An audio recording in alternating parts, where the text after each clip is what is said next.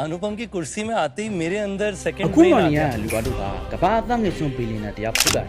သူသားကတော့က30တောင်မပေးသေးပါဒီလိုဆိုအမေရိကန်ကလည်းမဟုတ်ဒူဘိုင်းမြို့ကလည်းမဟုတ်ပါကယ်လီဖိုးနီးယားကလည်းမဟုတ်သူဆိုဒီနေရာကပါ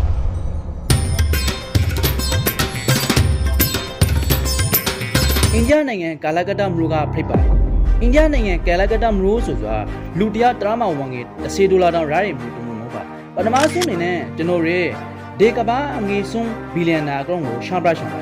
သူ့နာမည်ကတော့က British Coolidge လို့ခေါ်တယ် British ကဆန်ဒရီကီလာရဲ့လူမျိုးကြားဖြစ်ပါတယ်သူအသားစီချင်းနေမှာရုံးကန်ကိုစောနေပါတယ်ဒီနေ့လို့သူတွေတောက်ဖို့တောင်းတောက်ဖို့မလတ်နိုင်ပါဘူးရရှိမှသူ့မှာအသမင်းဝမ်းကြောင်းအလုပ်တိုင်နေမှာခိကပါရေပိုင်နဲ့သူတွေစဉ်းစားခပါတယ်သူအနိမ့်နာမှာရှိရဟိုဒီတီဆိုတာအရှင်ဘရေလူတီမီးဆိုတော့တတိထားမိကပါဒီနေ့လို့သူတွေပန်ရှာနီလော်ဘီကဆွေးနေခပါတယ်ရောင်းမှာသူတို့အဂရီမဆွန်အန်ဒေတကူလေးဖိကပါတယ်သူပိတ်ချက်ဆောင်ကသူ့ဟိုတယ်ကိုအကောင်းဆုံးအခွန်အတီဖိလာစီလို့ပါသူတွေဟိုတယ်ကမင်းတို့တီကိုပြောင်းထားတယ်အဲ့ရတီကိုပြောင်းစွန်တီကိုပြောင်းလိုက်ပေးတယ်အခန်းကဓာတ်ပုံတီကိုလည်းပြောင်းလိုက်ပါတယ်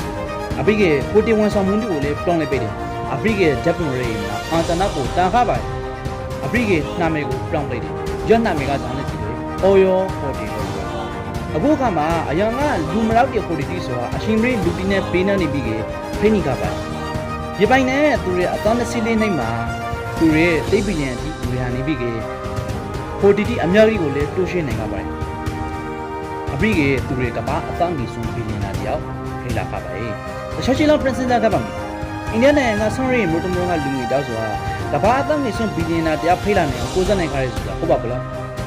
အရှုံးစခင်ကောင်းလို့လားခင်ကောင်းလို့မဟုတ်ပါအရှုံးဆိုတာအလုပ်ကိုဆောင်ဖိပါတယ်ကျွန်တော်တို့လည်းတနည်းနည်းအောင်မှာကိုးစားခဲ့ပါမယ်နောက်ပြီးတော့ဒီမှာ